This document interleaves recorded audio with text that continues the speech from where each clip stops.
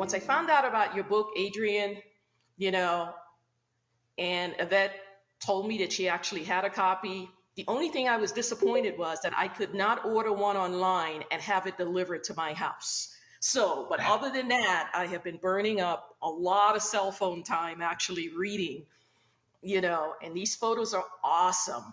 So everyone, I want to introduce Adrien Mauduit, and he is actually the author of the Aurora Chase.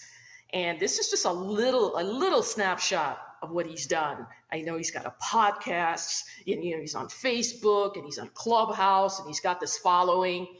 But for us today, he's going to reserve his time just for us so we can ask all of the questions that we want. Because after all, we are a special audience. So you have the floor, Adrien. How are you today?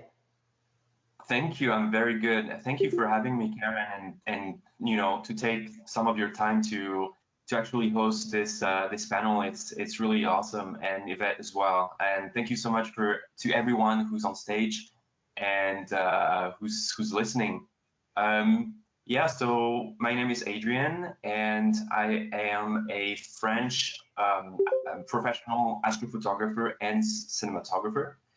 I now live exclusively in Norway, so I haven't lived in France for quite a while, actually. It's been 10 or 15 years. I've lived in Canada, so I finished my studies in Canada, and after that, I traveled to Denmark, back to Europe in Denmark, where I taught high school for about 5 years.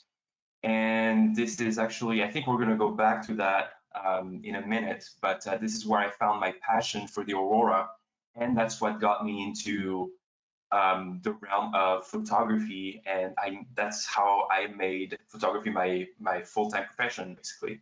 So I'm super thrilled to be presenting my book, The Aurora Chase, which is now about a year old, actually. But it's been, quite a long project that I had in mind to be able to present something that has not been done extensively before in that format, something that people can take with them on a chase or in the field, and check, if they're not sure about something, then check, where can I find this type of resource? Oh, quick check on the book, and that's right there. So that was like a big project that's finally come to fruition, and now I'm super thrilled to present it to you today. And Karen and Yvette, I cannot thank you enough to take the time to do so. Well, thank you, Adrien. I mean, like I say, I was so hyped up after I read that book. Because one of the things that really intrigued me is that I did do a little bit of a photography class. And when we start talking about f-stops and, shutter speeds and all of those different things, I was able to follow right along. And even the way you explain things in the book, as far as from the novice all the way up to the highly professional guys, I think that is really, the greatness of this book, that anyone can pick it up and say, hey, I want to do this. And you have taken them step by step from novice all the way to professional. And, it's really awesome in that way. Tell us again where you are, because I think the people on here are going to be really intrigued of where you are and in relation to what we're talking about. Okay, so just before I answer your question, I just put, for those of you who haven't found the book yet or are willing to download the book, I put that in the chat, in the chat section on the side here. So I just put the link.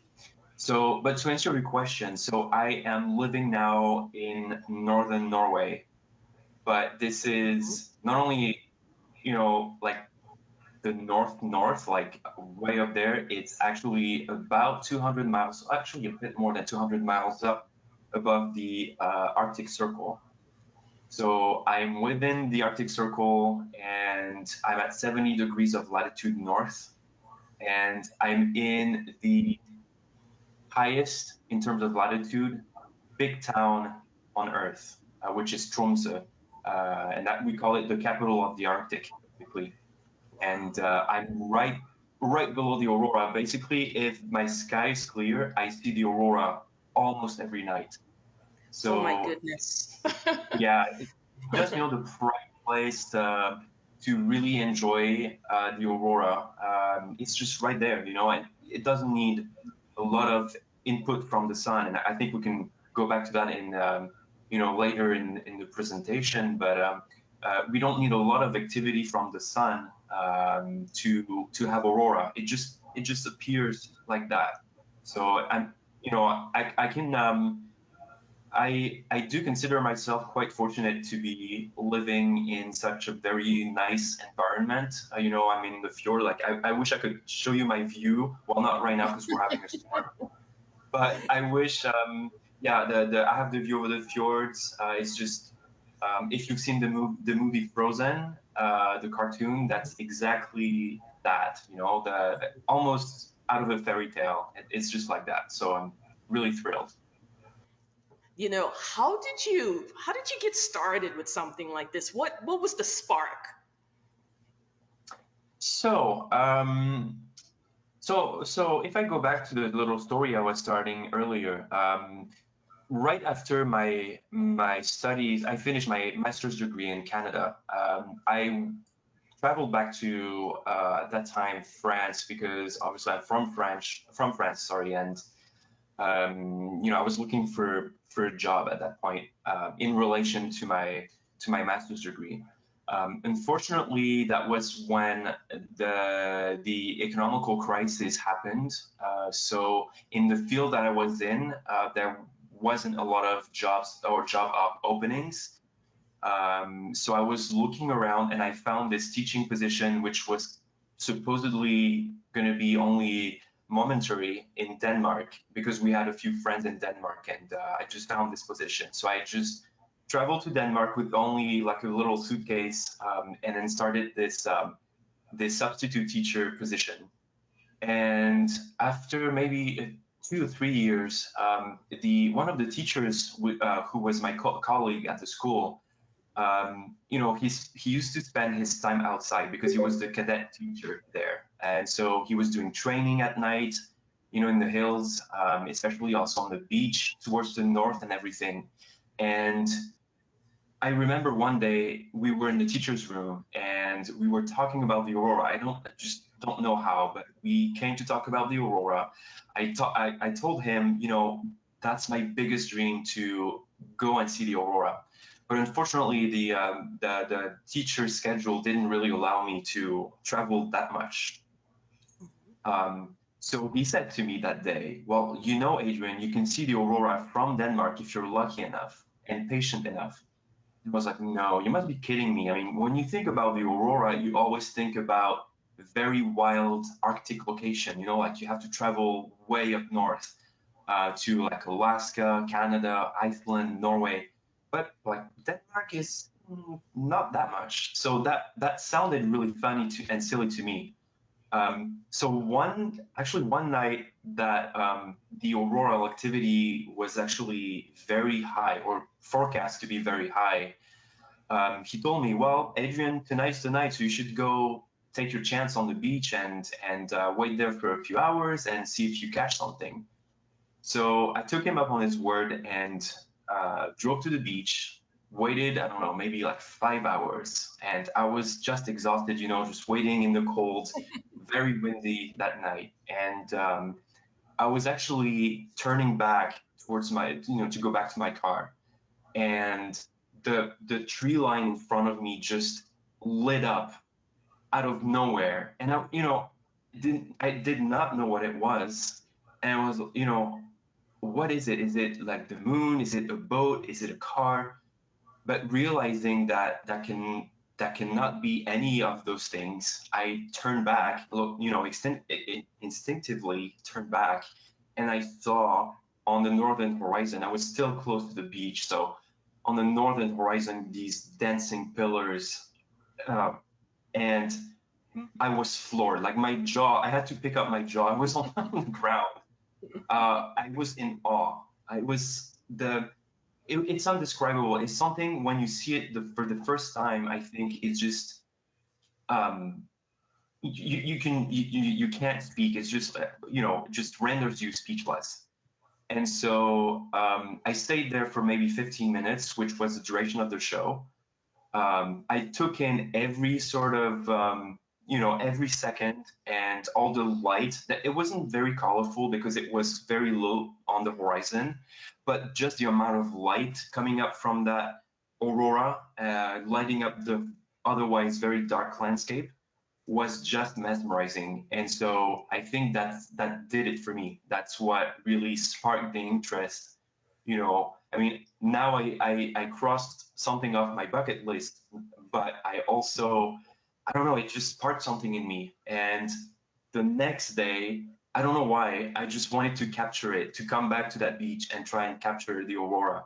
So I actually picked up my first camera off of Amazon, which is probably not that good, but um, picked up my first camera, went to the beach the second night, and I took my first not very good picture of the aurora. But yeah, that's what basically started Yeah. my interest in that. Hmm. Well, I was just gonna lead up to what it is that you just mentioned, because to get that money shot, a lot of times you have to take 100 photos to get that one.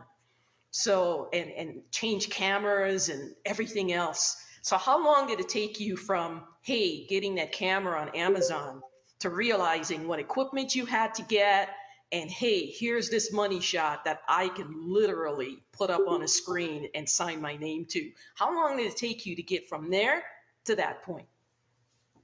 That's an excellent question, and that's something that I usually tell the some of the few clients that I have on my workshops is that if you're not willing to put out the work and get out Hmm. there with your camera, no matter what sort of equipment you have or skill level that you have, if you're not going, getting out there and just take photos, no matter what, try different settings, different locations, different orientations. Just try. And but I mean that's the same for a lot of fields in life and a lot of things in life. You just have to try and get better little by little, make a lot of mistakes. And I think, looking back at it, I think I don't know, I've taken maybe like thousands upon thousands of pictures. Hmm. And the first year, honestly, my pictures were not that good, and they were not that spectacular, or they none of them had really like the wow effect. And Hmm. it took me approximately 2 to 3 years, I would say, to really sort of master the settings, be comfortable with my camera, the gear that I had, enough at least to say, okay, now I can look to upgrade my gear. I have enough knowledge. I know what works, what doesn't. I'm ready to sort of take the photography further, take a step up and upgrade. But yeah, it does take a lot of practice, tons of hours watching tutorials on YouTube, and Hmm. being by myself in the cold. Whenever people go to sleep, I would, go out with my camera and do the opposite of what's natural, and go to bed basically. Yeah. So yeah. I mean, the importance of good photography is so understated.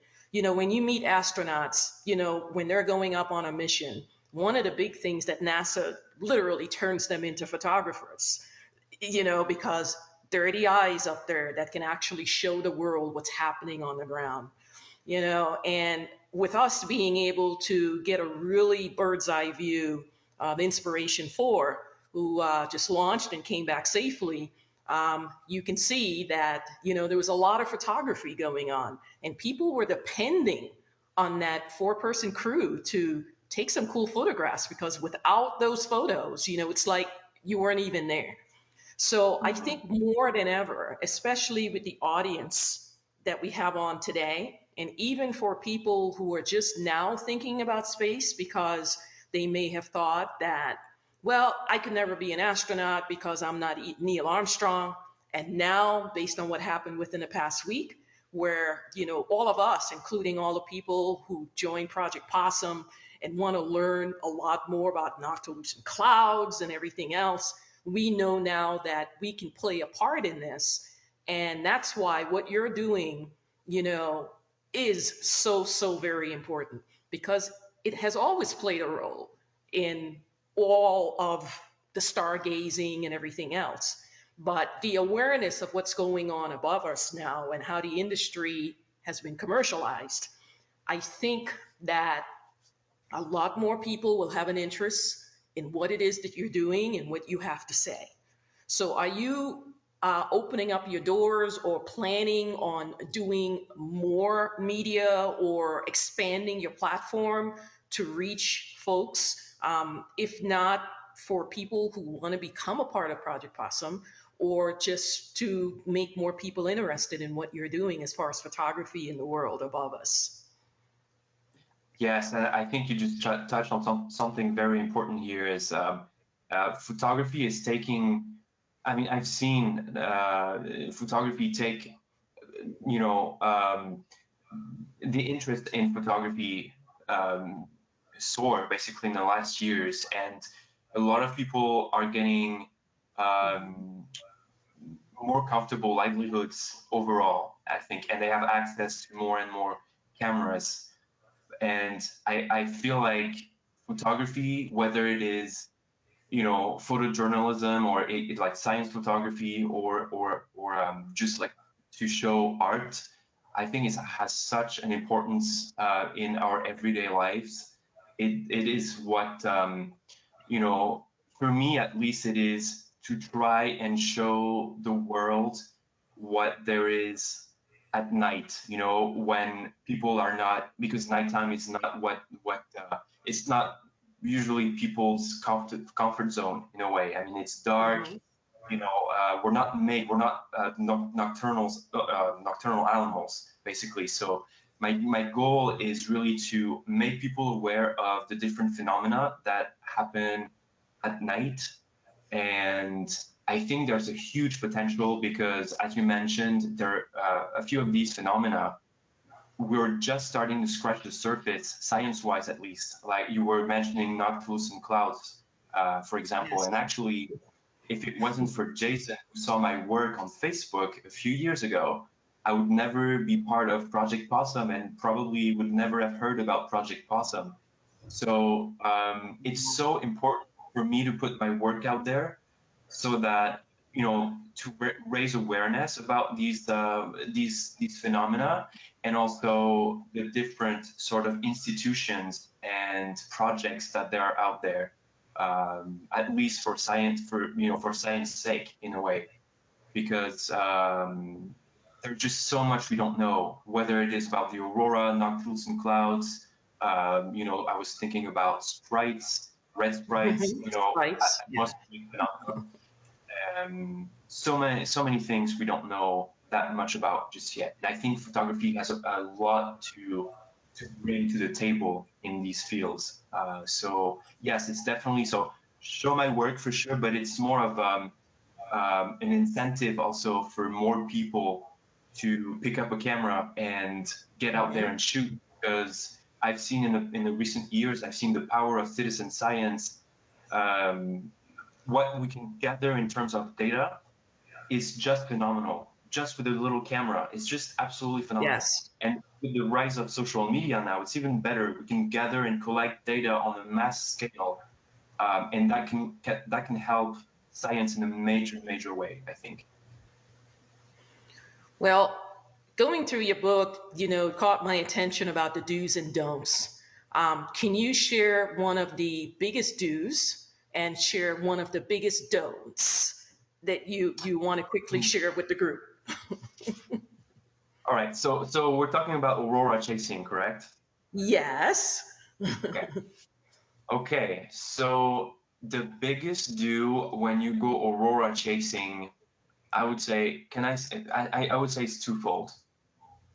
The first thing you need to remember is to try and if it's something like you want to cross off your bucket list, you've never seen the aurora and you want to maximize your chances to see the aurora, I know those travels can be expensive, and obviously the further north you're gonna go, the more expensive it's gonna get, because most of the things that you buy, the cost of life, everything has to be imported basically. So everything is very costly. So I know it's demands a lot of resources from people, but try to put all the chances on your side by going at least a week if you can, because also cold means condensation and thus clouds.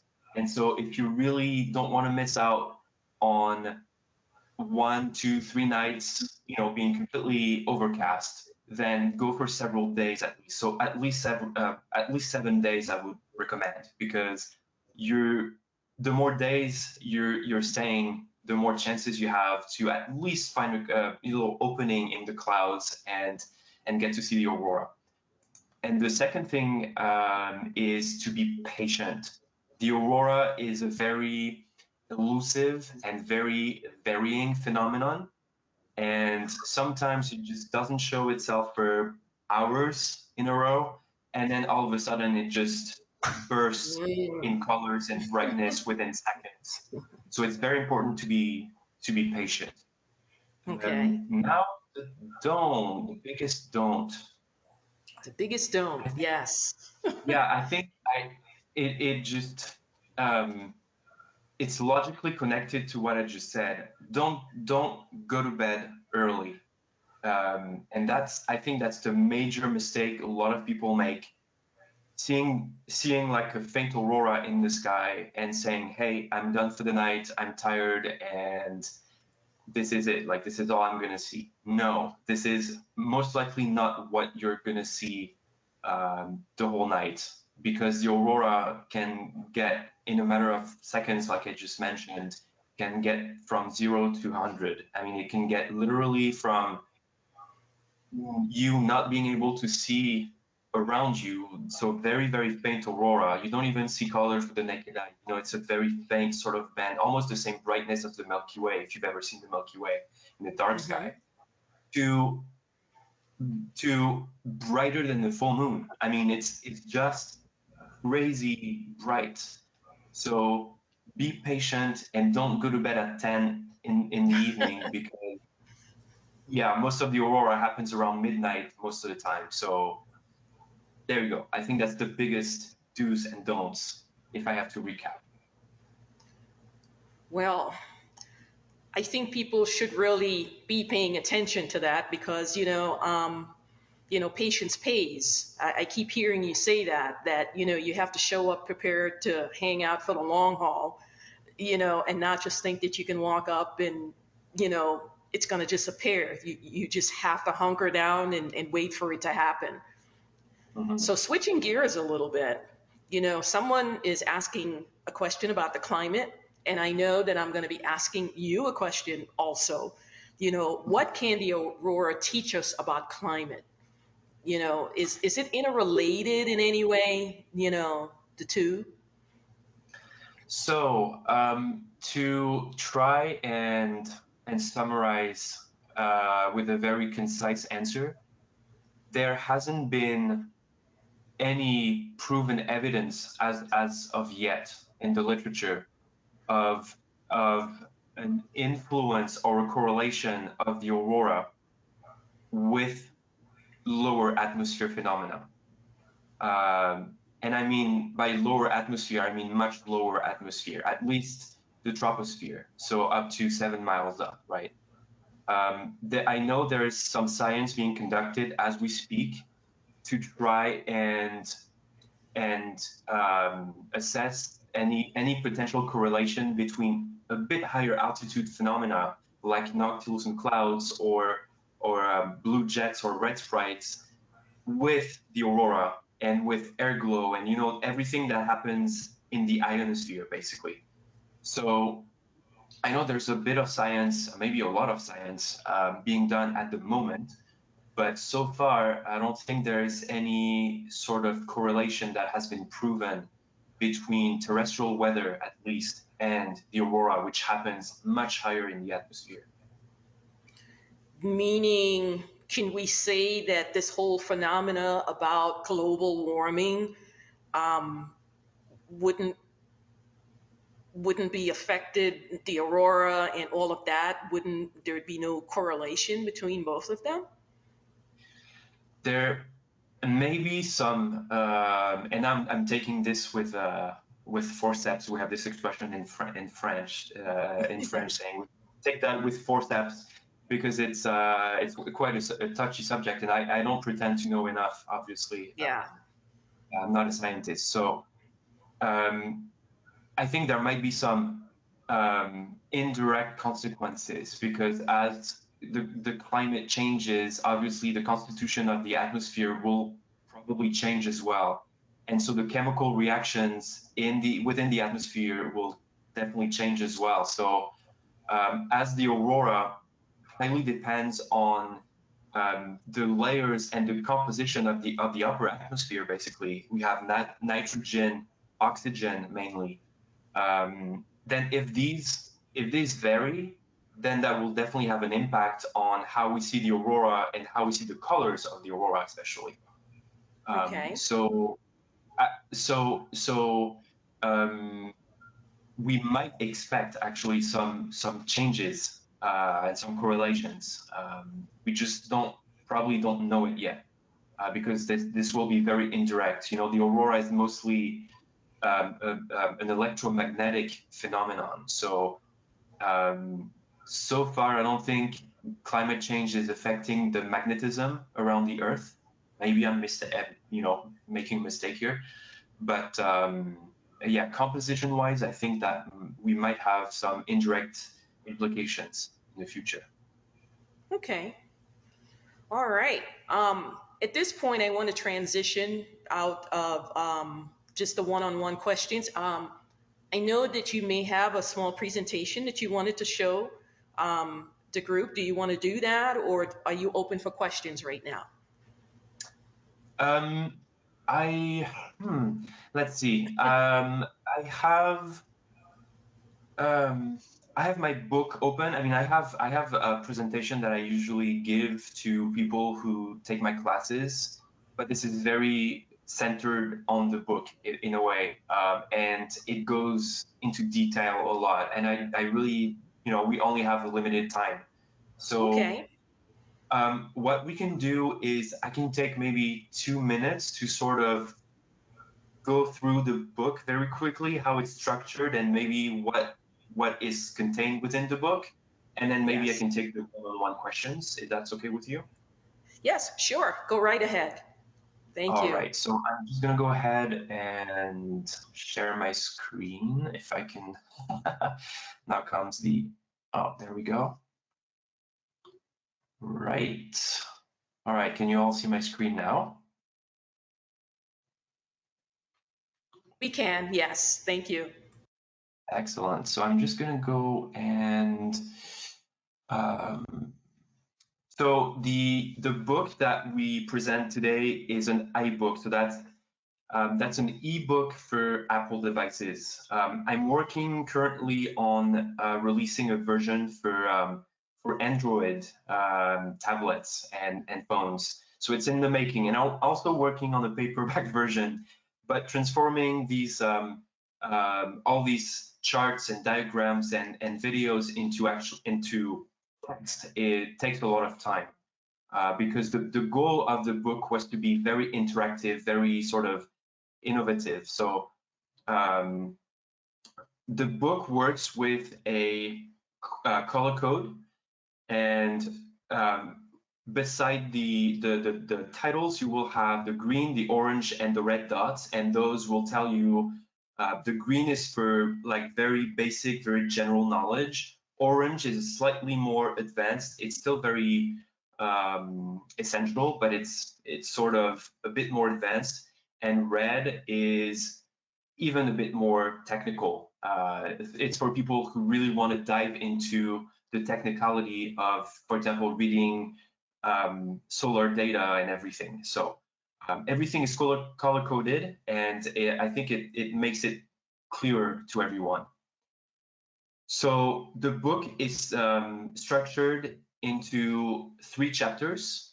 The first one is getting to know the aurora. It's basically explaining what is an aurora, where it comes from.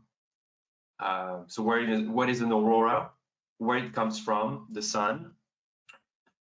It's explaining the different features of the sun, whether we talk about solar flares, coronal mass ejections, coronal holes, active regions, anything that happens on the surface of the sun and in the outer layer of the atmosphere called the corona, because it has a big influence on the aurora on Earth, believe it or not. So this is what we present here, sun cycle.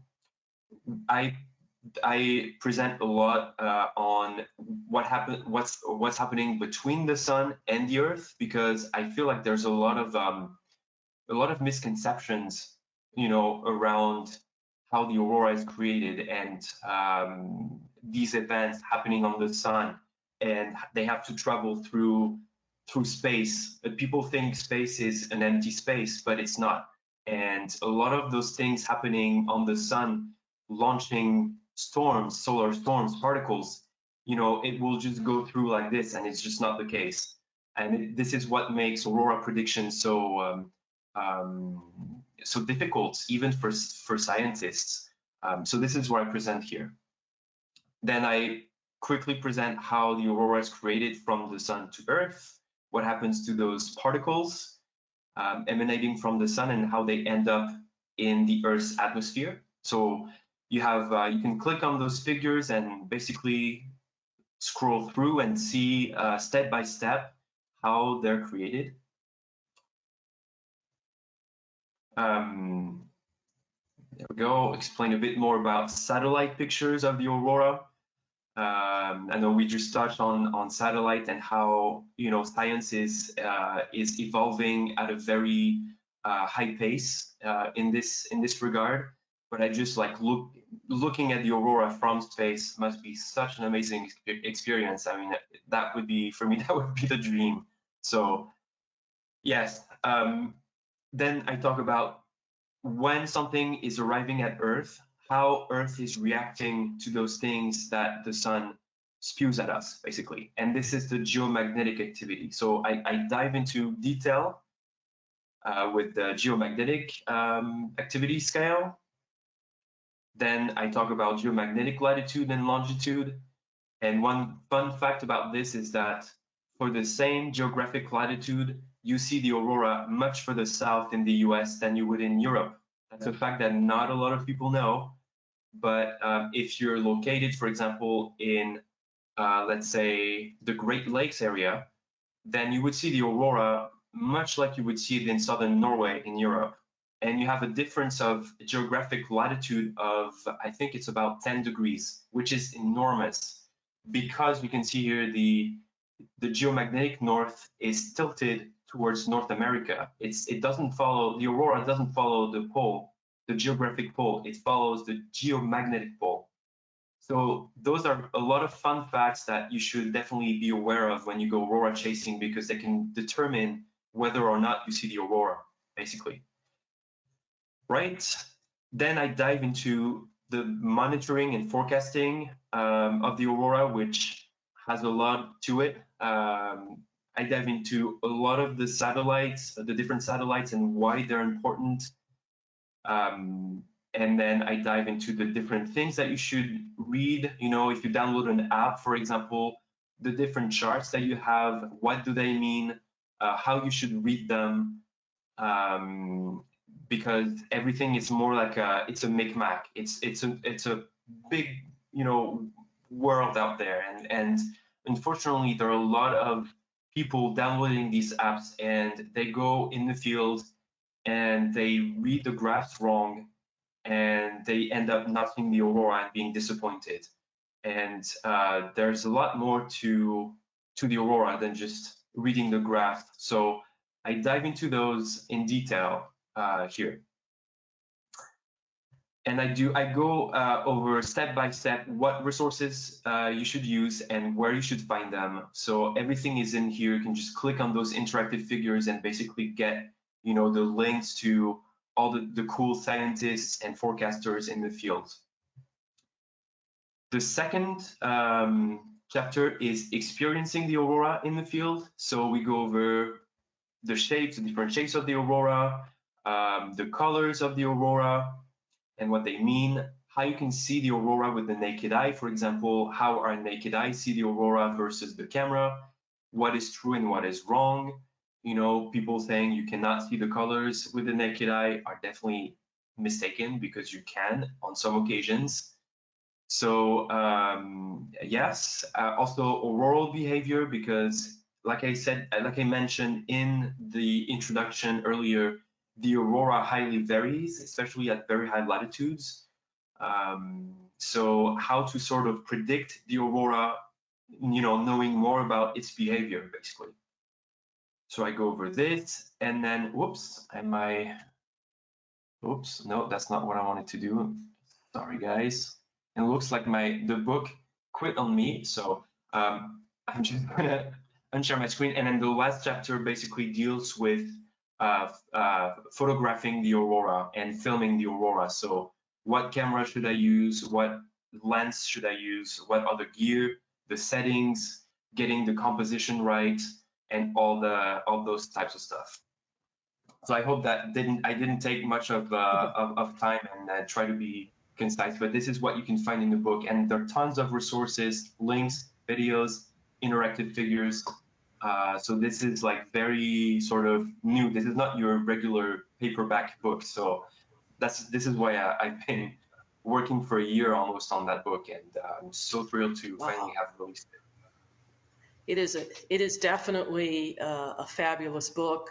I can't wait for the hard copy to come out, but it's just unbelievable as I was going through the photos. Sometimes we're afraid to ask questions because we don't want to seem too dumb, but I'm going to ask this question anyway. Is the aurora visible at all times? It's just that we can't see it all the time? Yes. So there is always some auroral activity, whether we cannot pick it up with our eyes because it's just too faint, or the sun is in the sky at this time of the day or the night. Here during the summertime, it's the midnight sun. So unfortunately, the sun occupies the northern horizon for the whole night, and the sun overpowers the aurora. Unfortunately, outshines the aurora. So we just cannot see it. But there is always at all time a little stream of particles sort of being channeled over the poles at very high latitudes. So at least there's always this little activity. And then on some occasions, we get an enhancement in this activity. And this is when we see the gorgeous auroras, Okay. that yeah. Okay, all righty. Okay, thank you so much. Well, now I want to open the microphones to anyone who wants to ask a question. All right, let's do it. Just unmute yourself if you want to ask Adrien a question. Yes, please go ahead, guys. If anyone wants to ask a question. Yeah, Adrien, hi, this is Michael. A question for you. Hi, Michael. Hey, technical question for the photography stuff. I've seen a lot of, and I imagine you have something like this in the book too. I've seen a lot of aurora photographs where there's been a subject in the foreground that's lit well against the dark sky with the aurora, a person or some trees or something like that. I'm absolutely terrible at anything to do with front lighting, and I was wondering if you could give a tip on how you keep your skies dark, your auroras vibrant, but having a nice exposure for the person in front. Right. It is very, and actually I'm sure I can find a picture that I've taken. I'm just going to share my screen again real quick, if you don't mind. So there we go. I'm just going to move that to the side. In the last few days, we've had the moon here behaves in a very weird way in the Arctic. we don't see the moon at all. Like it's not in the sky at all for 15 days of the month. And then for 15 days, it's always in the sky, which doesn't happen further down towards the equator. And the moon is an excellent, helper in that lighting up the foreground. But I have to agree with you that sometimes either the aurora is very faint, and then you have to bump up the exposure and get, to get the foreground nicely lit up. But sometimes you have a strong aurora, and you're in a place that's really, really dark, and that's super challenging to get the correct exposure on the sky. The aurora is, the light from the aurora is almost burning your highlights, and versus you have your foreground is extremely dark. So I don't have like a miracle recipe for that. I'm just going to show you a picture that I took at the start of the season, if I can find it, of course. Yes. So I don't know if you can see this picture. Yeah. It's taken with the Canon 6D, which has not the best dynamic range in the world, actually one of the worst, but it has a very good ability to handle high ISOs and noise. But as you can tell, the aurora is almost, the highlights from the aurora is almost clipped. You can almost lose details here in the very bright areas of the aurora, versus here in the foreground, it was so dark that you can even see the noise, and it's not really detailed, and it was so hard for me to sort of pull out the details in the photograph. I would suggest, if I were you, I know maybe it's not the best advice, but try to find, if you have this type of situation, try to find a foreground that at least has some elements of that are brighter. And I wanted to show you this. Same sort of aurora that was last week. Same sort of aurora, quite bright at some point. That's quite low activity for us. It might seem very wow, but for us, that's quite low activity. But see here in the foreground, I have a lake that reflects the light of the aurora. I have grass. I have a bit brighter meadows. So that definitely helps light up more the foreground. But I know it's challenging, and I realize not all cameras are equal at handling the light and the noise, the signal in the foreground. So I do realize that. Okay. Try to use Very good as well. Yeah. I appreciate that. Thank you. Yeah, no worries. All right. Do we have anyone else wanting to chime in and to ask a question, maybe? Adrien, how are you? I just wanted to see if you had any recommendations as far as spots in Iceland that you think might be the best place to hopefully catch some glimpse of the auroras next week or 2 weeks from now. Oh, wow. Sure, for sure. I've been to Iceland about, was it 3 or 4 times? But the first time I was quite oblivious to this simple fact that, and unfortunately not a lot of tourists realize that with Iceland. I mean, they do realize because they see it, but they don't make the connection with the weather, and that's volcanism. And that's something that we don't have anywhere else, basically, where we have to see the aurora. We don't have this I don't think they have that in Alaska. I might be wrong, but I don't think like in the Fairbanks area, I don't think they have that. We definitely don't have volcanism here in Norway. And that plays a major role in determining the low cloud cover in Iceland. And I was not aware of that the first time I traveled to Iceland, and I found myself sort of scrambling around Iceland, traveling 500 kilometers during the day to try and find clear skies, and I ended up having this one hour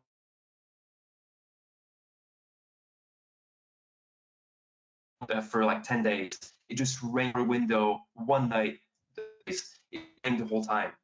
Don't need to be aware of. Try to get away from that southwest Iceland, sort of like where everyone stays, unfortunately, in that golden circle. That's where a lot of the volcanoes are, and it's producing, even if they're not active, it's producing a lot of lower clouds, which hinder your view on the aurora, basically. So if you're going to Iceland, I definitely, now is a very, very good time, because they benefit from a lot of anti-cyclonic conditions at this time of year. They have a few storms, and we're starting to get the storms. Unfortunately, the tail end from hurricanes are coming to Iceland, and then after that to Norway. So, you know, sometimes we have periods of time with, unfortunately, bad weather, but you have to be ready to chase clear skies in Iceland. That's the best advice I can give you. If you're renting a car, then fill it up during the day, and then go somewhere I'm going to point you actually to that website, which is absolutely awesome. I think it's verdur.is, and it's basically the oops. I'm just going to put this in the chat right now. That's the link to the weather the best. Oh, what am I? Okay, this link is terrible. I'm sorry. Let me just point you to the. Very impressive. Oh, wow, I've never seen a link that bad. I'm so sorry. Let me just try and. But yeah, so please please visit that site. It has a very nice forecast for the 3 layers. So lower clouds, middle atmospheric clouds, and then higher clouds. And then it combines this in this chart, and it's absolutely, it's very nice, and it's very precise. And so try to find places where obviously you won't have a lot of cloud cover. I don't have any rules in terms of like microclimates and where. I don't think there's any best place, because Iceland is it's basically swept by those storms. So I think you're definitely going to be, you know, having some weather at some point. But I could recommend the Highlands if you still have the possibility to sort of rent a car, a 4x4, and then go into the Highlands, because I know that the mountains sort of block at least the lower clouds. So I know northeast Iceland has slightly better weather there because of that. So I think that's about the only thing I can give you right now. Let me just put that in the chat. There you go. I hope that works.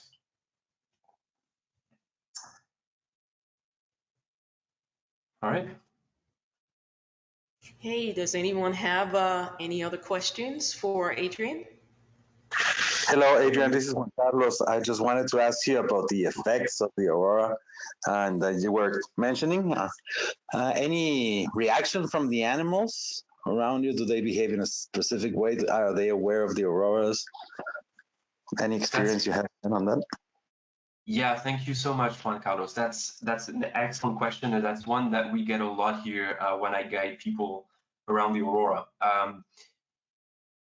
Not that I've seen myself, to be honest. I was the caretaker of a reindeer a few years back. I was working at what's called the Aurora Borealis Observatory, which is only 3 hours away from here. And they had a resident reindeer, and I was its caretaker, and I don't think I've seen any particular change in behavior of that reindeer during that time. I know that they're definitely sensitive. Their eyes are definitely sensitive to pick up those wavelengths that the aurora has. But I think they can definitely see the light, and you know, on some occasions when the aurora is brighter, they might, you know, like it might be easier for them to get around and find food and try to like forage. But I haven't seen any particular behavior in terms of even like pets, for example. I haven't seen many pets or cats or dogs, under the aurora, but I'm not actually not sure.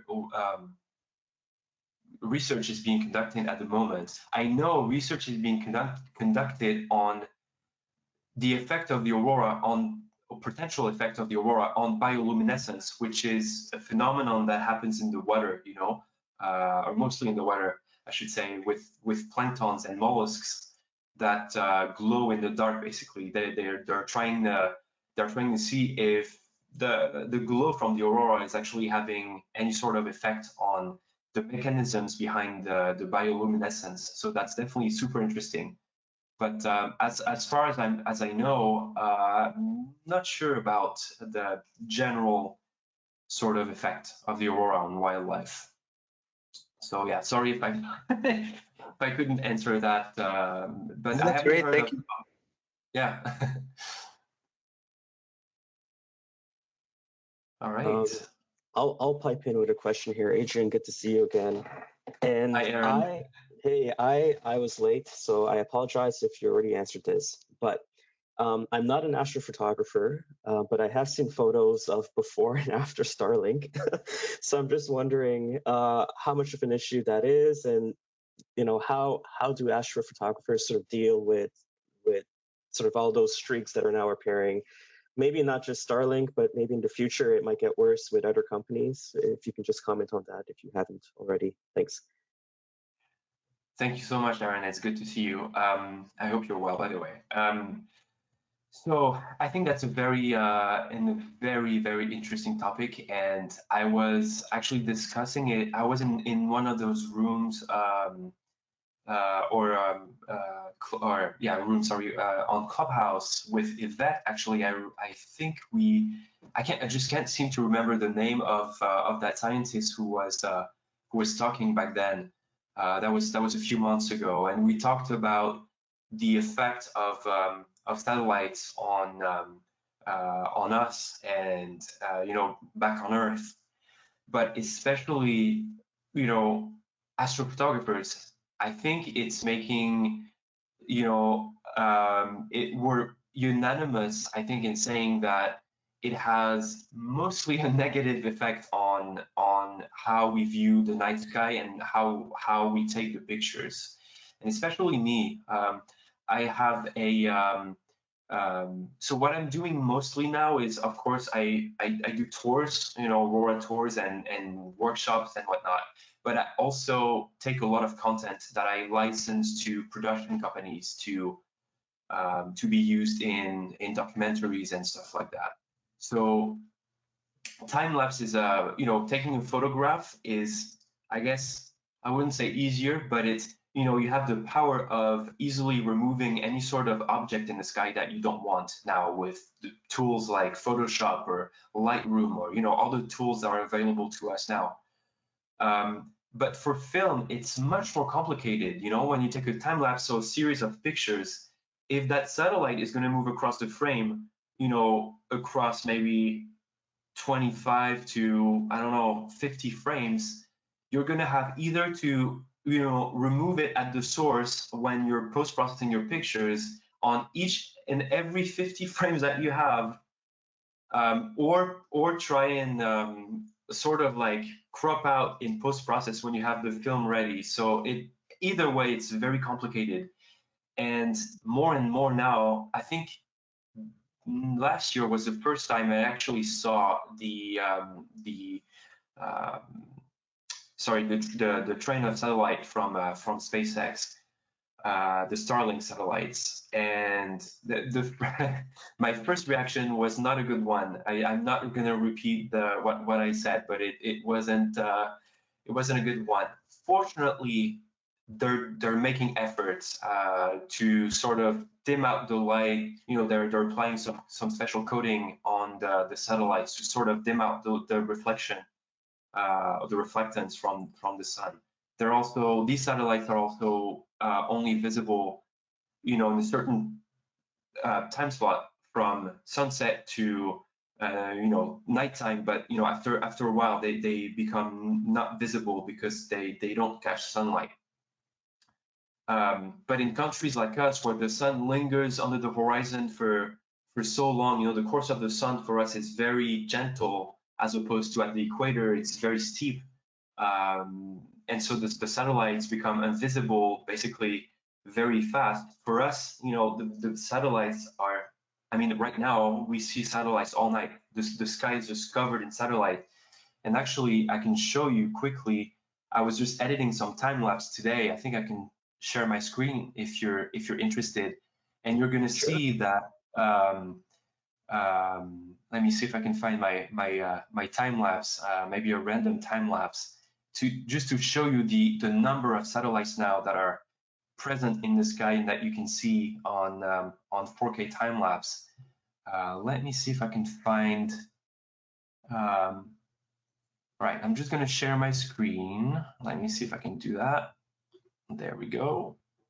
And I'm gonna try and pull a time lapse from. Let me see if I can find one that is.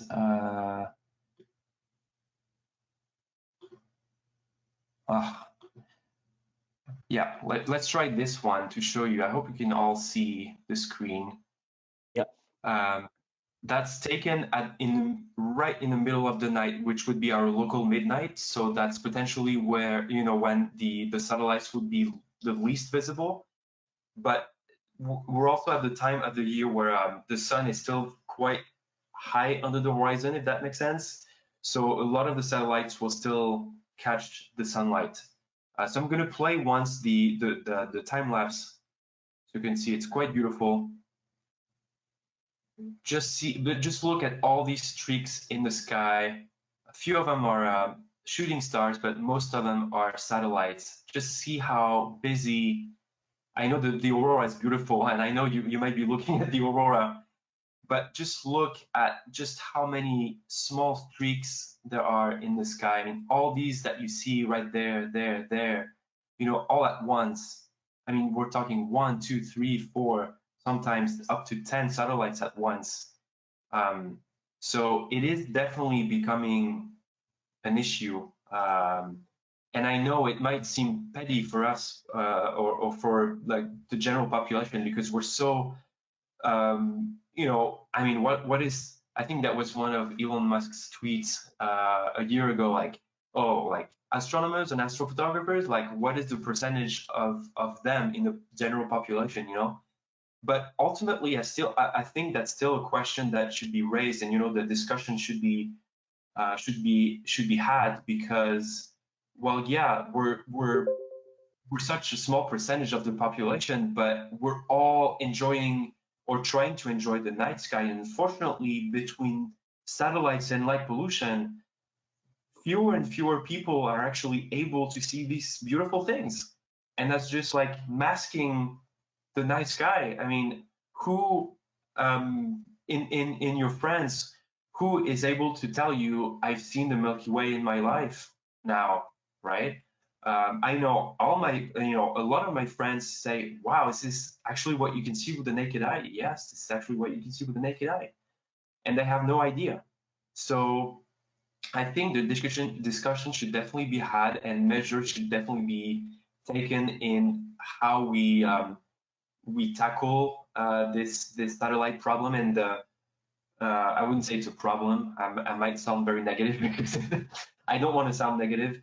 But I think it's, you know, with the dawn of satellite technology and the advancement of the launch of more and more satellites into orbit, I think that's definitely something that we should be more aware of, how that's going to impact our lives in the future and the lives of our kids and the future generations, because now we're fortunate enough to still be able to have these resources available to us if we're able to travel.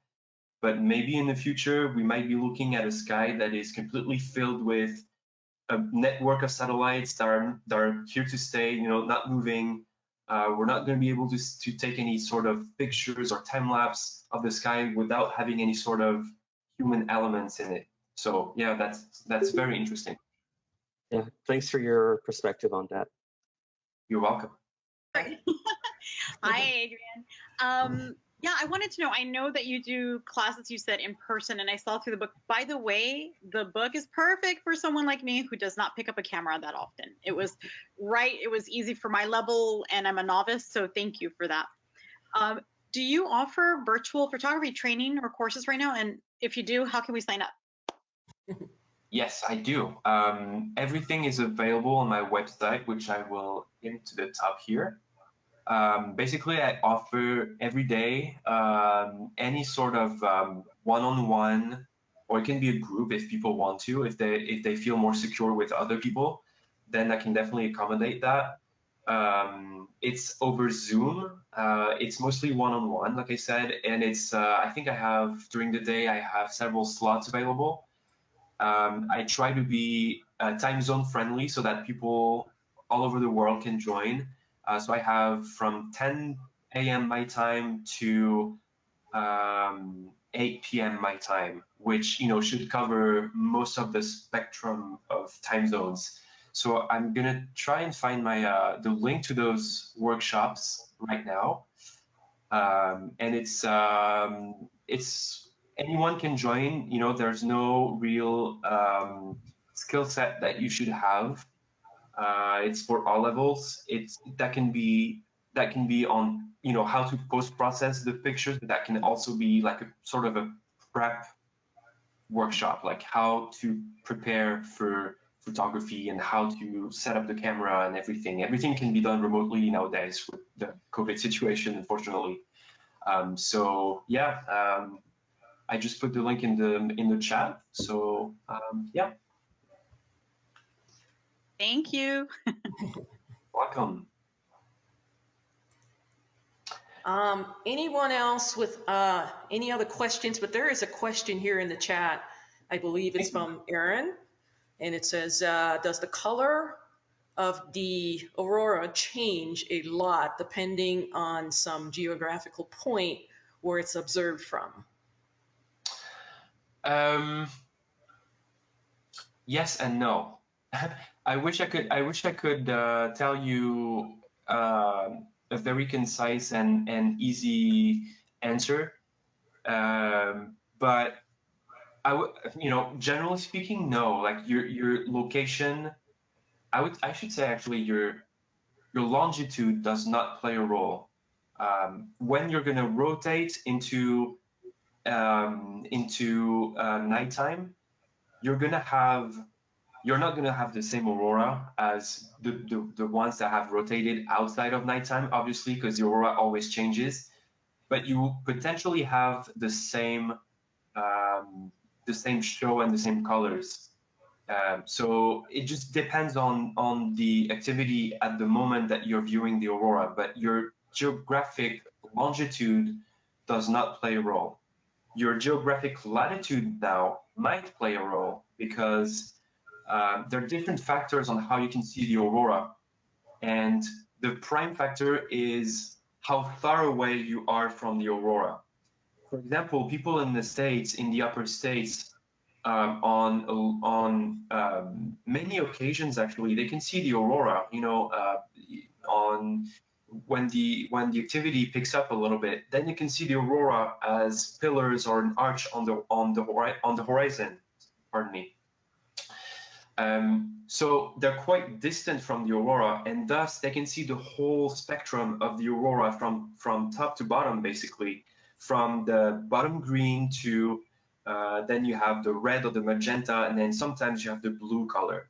So versus if I'm looking at the aurora, if it's right above me, then the green, which is what's at the bottom, the green and the pink, will be sort of overpowering. That will be on top of the magenta and the blue.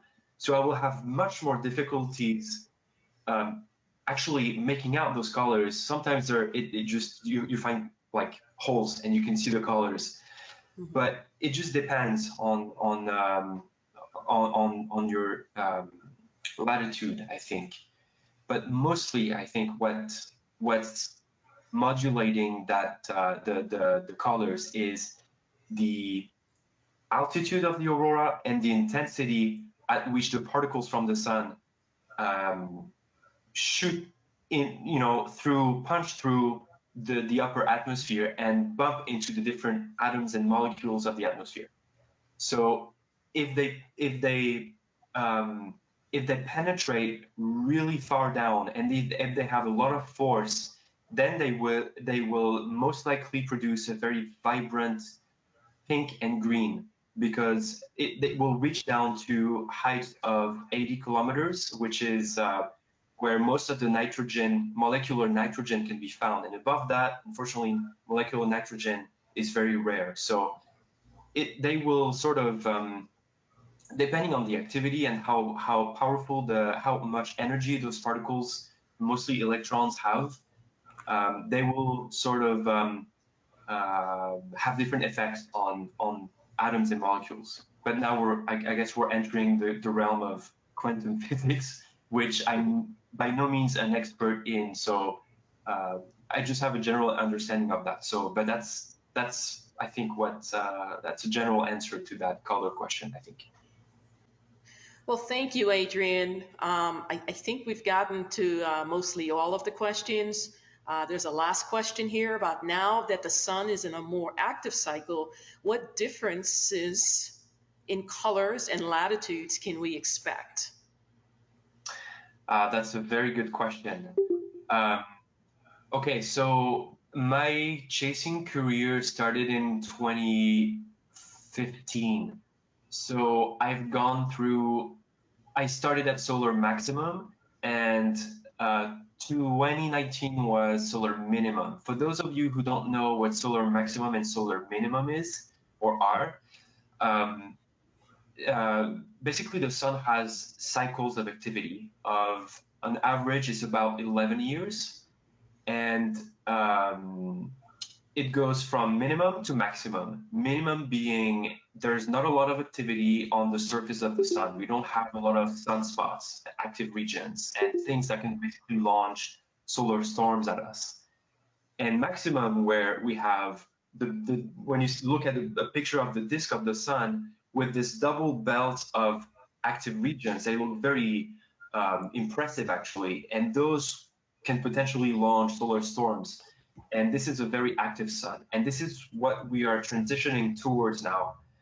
Solar minimum was in 2019, and it was a very quiet time for Aurora chasers. So most Aurora chasers needed to travel to very high latitudes to be able to see the Aurora, because when you don't get those solar storms, the Aurora doesn't reach down to lower latitudes, right? So now we're definitely transitioning towards solar maximum, which is I think it's, yeah, they're saying it's going to be about 2024 2025. It's expected to be, pardon me.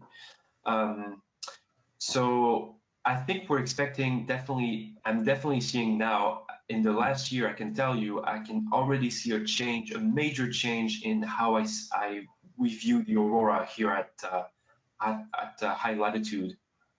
I see definitely more colors, especially when we're getting hit by those CMEs, those coronal mass ejections, aka solar storms. They're not very powerful just yet, but I can tell you we got many more colors than what we used to have in 2019, for example, where we can have like bright auroras, but it's just not the same.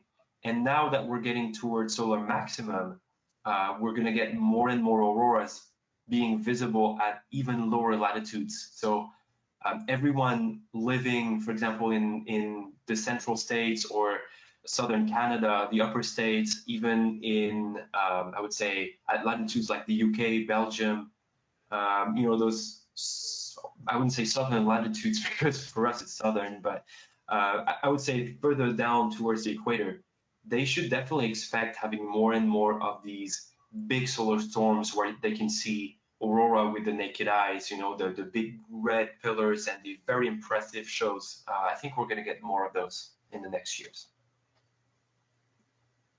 Okay. All right. Well, if there are no more questions from anyone,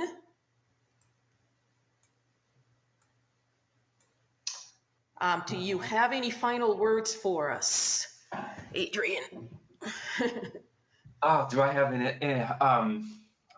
yeah, so if, you know, the aurora is such an amazing phenomenon. I mean, you know, we have aurora in fairy tales and children's books, and it's just something that we always sort of dream about or see in pictures, but and we have high on our bucket list. You know, I think a lot of people have that on their bucket list, and they never either don't have the resources or don't find the time.